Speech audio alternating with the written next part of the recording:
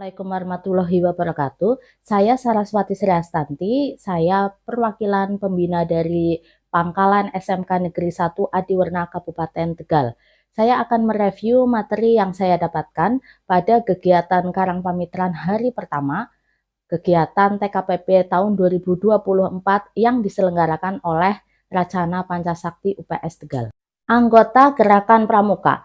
Anggota Gerakan Pramuka ada dua, yaitu anggota muda dan anggota dewasa.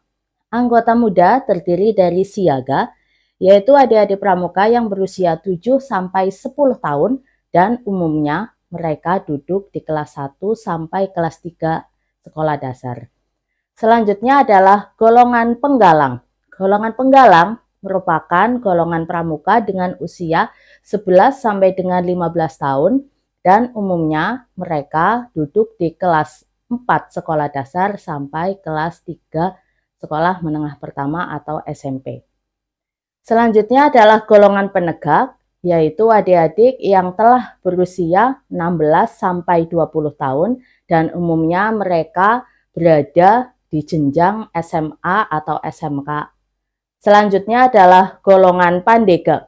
Golongan pandega ini berusia 21 sampai 25 tahun dan umumnya mereka merupakan mahasiswa. Selanjutnya ada anggota dewasa. Yang pertama adalah pembina pramuka. Pembina pramuka ini sebagian besar bertugas di satuan pramuka untuk membina adik-adiknya yang berada di sekolah, baik itu golongan siaga, penggalang, penegak, maupun pandega. Selanjutnya adalah pelatih pembina pramuka. Pelatih pembina pramuka ini akan memberikan materi latihan untuk meningkatkan kompetensi pembina pramuka.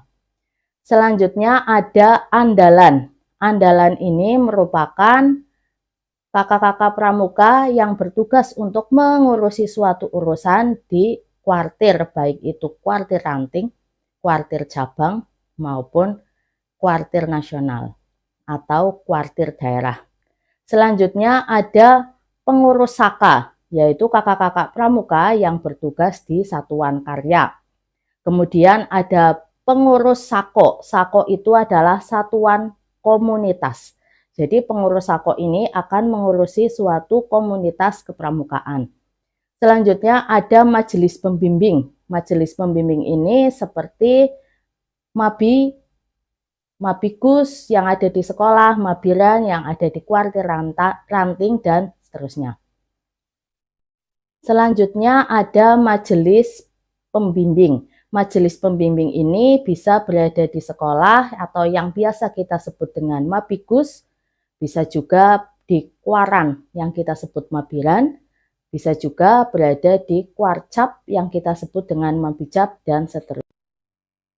Selanjutnya adalah anggota gerakan pramuka yang merupakan anggota dewasa, yaitu staf kuartir atau kakak-kakak pramuka yang mengurusi kuartir. Fungsi dan peran sebagai tenaga pendidik dari anggota dewasa. Yang pertama, anggota dewasa ini berperan sebagai pembina pramuka, pelatih pramuka, pamong saka, dan bisa juga menjadi instruktur saka.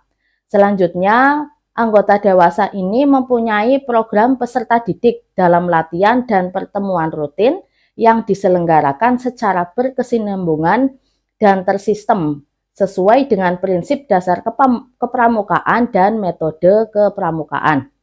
Anggota dewasa ini sebagai tenaga pendidik mempunyai persyaratan, yaitu harus mempunyai ijazah atau sertifikat pendidikan dan latihan gerakan pramuka. Fungsi anggota dewasa dan perannya sebagai pengelola organisasi, yaitu sebagai andalan, pengurus satuan karya, pengurus sako atau satuan komunitas, dan majelis pembimbing.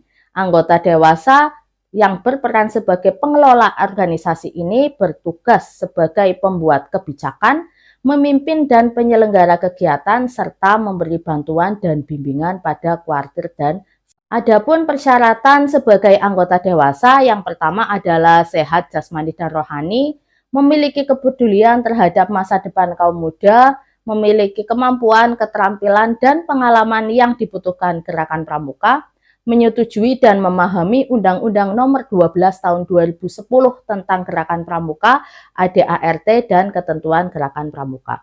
Memiliki keteladanan kepemimpinan, ketokohan, dan kepeloporan, serta telah mengikuti kursus orientasi kepramukaan. Sedangkan syarat khusus untuk membina di Satuan Pramuka yaitu memiliki ijazah kursus pembina Pramuka Mahir Dasar atau KMD, kemudian membina Satuan Pramuka atau bertugas di Satuan Pramuka, memiliki surat hak bina dasar yang masih berlaku yang diterbitkan oleh kuartir cabang. Sedangkan untuk syarat khusus pembina gugus depan yaitu memiliki ijazah kursus pembina Pramuka Mahir lanjutan, membina Satuan Pramuka dan pemimpin gugus depan, kemudian memiliki surat hak bina lanjutan yang masih berlaku yang diterbitkan oleh kuartir cabang. Untuk syarat khusus pelatih pembina pramuka yaitu memiliki ijazah kursus pelatih pembina pramuka tingkat dasar atau KPD,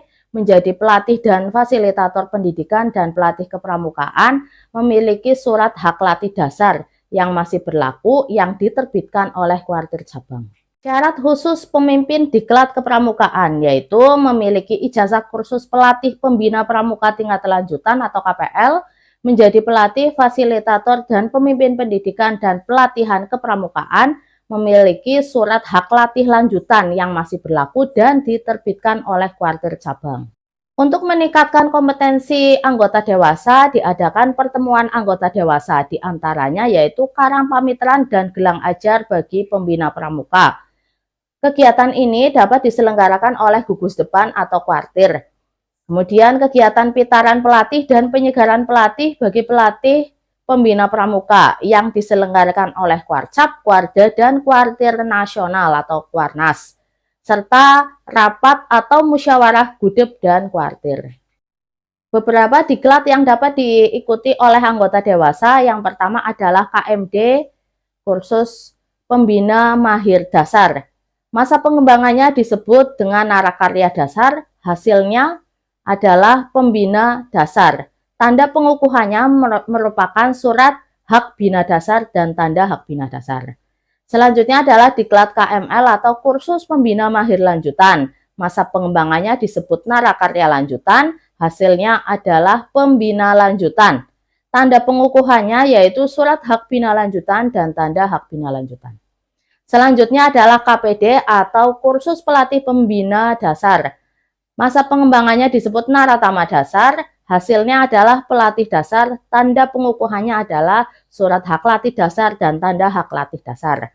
Kemudian ada KPL yaitu kursus pelatih lanjutan. Masa pengembangannya disebut naratama lanjutan, hasilnya adalah pelatih lanjutan, tanda pengukuhannya surat hak latih lanjutan dan tanda hak latih lanjutan. Terima kasih, itu yang bisa saya sampaikan mengenai review pada hari pertama kegiatan Karang Pamitran TKPP 2024 yang diselenggarakan oleh Universitas Pancasakti Tegal mengenai peran anggota dewasa. Terima kasih.